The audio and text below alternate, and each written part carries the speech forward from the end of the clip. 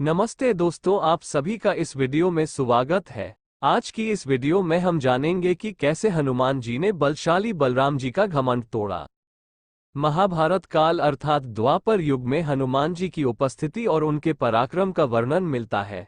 हनुमान जी ने रामायण काल में भी कई बड़े बड़े महाबलियों का घमंड तोड़ दिया था, फिर चाहे वह रावण हो, मेघनाद हो या बाली, यहाँ तक कि खुद लक्ष्मण जी भी महाबली हनुमान जी के पराक्रम को मान गए थे।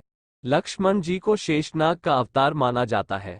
महाभारत काल में लक्ष्मण जी ने बलराम जी के रूप में जन्म लिया था, तब भी उन्हें अपने बलशाली होने का घमंड हो गया था। द्वारिका में बलराम जी ने कई दानवों और असुरों का वध किया था। उन्हें अपनी भुजाओं, गदा और हल पर बहुत घमंड था। एक बार उन्होंने पौंड्रक द्वारा भेजे विशालकाय वानर द्वित से मुकाबला करके उसे परास्त कर दिया था और उसे अपने एक ही मौके से मार दिया था। उसे मारने के बाद तो बलराम जी का अहंकार 7वें आसमान पर था।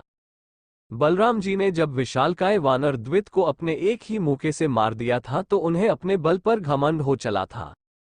भगवान श्री कृष्ण ये बात भली भांति जानते थे। श्री कृष्ण ने बलराम जी के घमंड को तोड़ने के लिए एक योजना बनाई।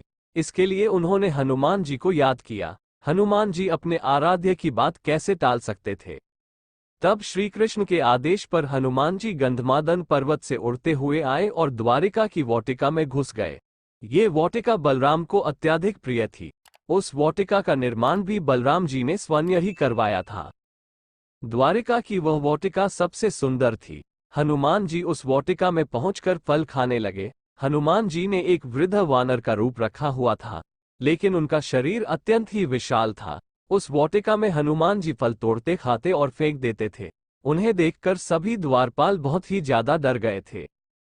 द्वारिका की वाटिका में वह फलों को वृक्ष सहित उखाड़कर खाने लगे और वृक्ष को दूसरी ओर फेंकने लगे। उस वाटिका को उन्होंने उसी तरह उजाड़ना प्रारंभ कर दिया जिस तरह की उन्होंने रावण की वाटिका को उजाड़ दिया था। कई सैनिकों ने उन्हें ऐसा करने से रोका, परंतु वे सैनिकों से कहाँ संभलने वाले थे। आखिरकार सैनिकों ने जाकर बलराम जी को बताया कि एक वानर हमारी वाटिका में घुस आया है और उत्पात मचा रहा है। ये सुनकर बलराम जी क्रोधित हुए और सैनिकों पर भड़क गए और कहने लगे कि तुम एक तुच्छ वानर को नहीं भगा सकते।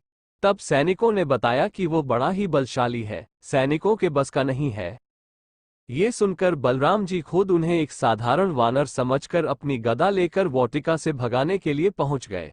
तब बलराम जी आते हैं और हनुमान जी से वे बार बार पूछते हैं कि तुम कौन हो, पर हनुमान जी कोई उत्तर नहीं देते हैं। तब बलराम को गुस्सा आ जाता है और वे युद्ध के लिए तैयार हो जाते हैं। फिर बलराम जी ने अपनी गदा निकाल ली और फिर वहां उनका हनुमान जी से गदा युद्ध प्रारंभ हुआ। युद्ध करते करते बलराम जी थक हारकर हांफने लगे और उन्हें समझ नहीं आ रहा था कि किस तरह इस वानर को काबू में करूं। थक हार कर तब उन्होंने कहा कि सच कहो वानर, तुम कौन हो, वरना मैं अपना हल निकाल लूंगा। हनुमान जी ऐसे में श्री कृष्ण का ध्यान कर कहते हैं कि प्रभु, ये तो हल निकालने की बात कर रहे हैं, बताओ अब मैं क्या करूं। यह मानसिक संदेश सुनकर तब वहां पर श्री कृष्ण और रुक्मिणी दोनों ही प्रकट होकर बलराम जी को बताते हैं कि ये पवन पुत्र हनुमान जी हैं। ये सुनकर बलराम जी चौंक जाते हैं और वे तब हनुमान जी से क्षमा मांगते हैं और स्वीकार कर लेते हैं कि हाँ, मुझे अपनी गदा पर घमंड था। इस प्रकार हनुमान जी ने बलराम जी का घमंड दूर कर दिया।